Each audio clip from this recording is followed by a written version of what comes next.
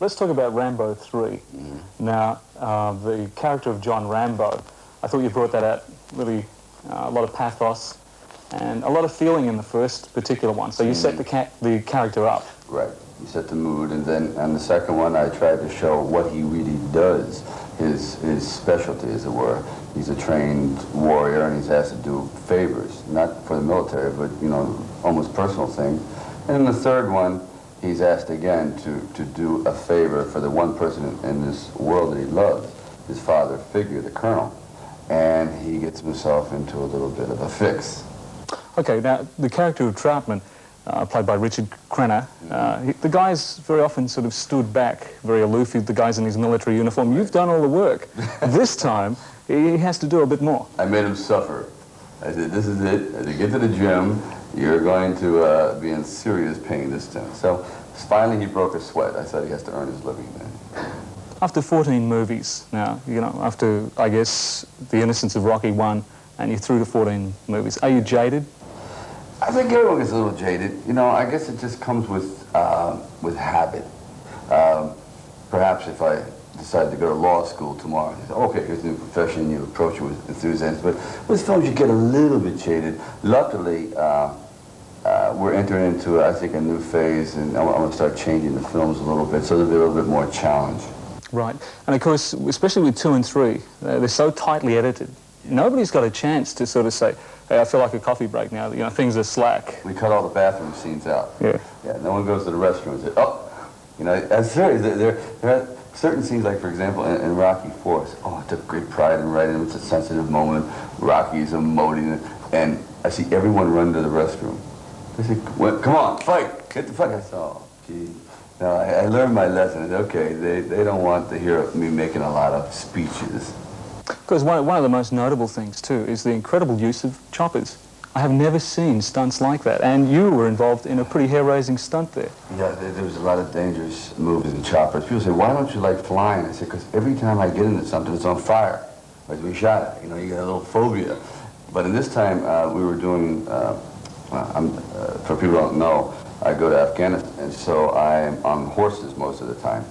And there was one stunt where the chopper, this huge Soviet chopper, was coming behind me, and the pilot had slightly miscalculated, and I turned around, and it's literally level with the back of the horse. And I said, this is it. I'm now going to get the closest and last haircut of my life. Okay, and just the last second, he comes up, and I went to talk, and you're looking at this, you know, like, I don't know, 15 tons of monster above you. And it's a great chance to have a bit of humour as well. With Troutman, I love that scene where you had to avoid a fireball, literally, right? And Troutman comes out and says, how do you feel? So, well done. I know, you know, what are you going to say at this time? You say, well, okay, girl. I said, we've got to, you know, you've got to sit back and have a little lightness in this. And I think that's what I would like to do, is start to inject a little bit more humor, because people see me as this, you know, stone-faced Indian pal. And I said, no, I mean, that's the character. He is very serious, but as he goes on, his adventures, he gets lighter and lighter. Yeah, and, you know, that's the amazing thing, I thought, with Rocky 1. It's very similar to me, the character, not so much the character portrayal, but the effect on the audience, is that we can really relate to that very easily. That's the key. For me, if I could do one thing, is to try to get a universal problem or feeling, and so people can relate to it. And when it works, that's when people go to the films. Do you think Vietnam vets relate to your movies? Especially, I found after the first one, it was very moving. Could they relate to that? There's a lot of them, yes, that have pent-up frustration, and it was released through the film. Originally, in the book, see, I didn't write the original character. I inherited it, you might say, through the book. At the end, he's killed, and he's put out of his misery, and I thought, that's a very tragic ending, and also it could be emulated, copied by some of these guys, because there have been 250,000 suicides from Vietnam vets. So I said, okay, let's have Rambo go on. Even though he's still sad inside, it shows that there is hope, and a lot of Vietnam veterans have responded favorably. Yeah, and of course, Troutman talks about going the full circle. That's it. In that opening sequence where Rambo's really trying to find himself, be at peace with himself. Is there a chance that he has? Yeah.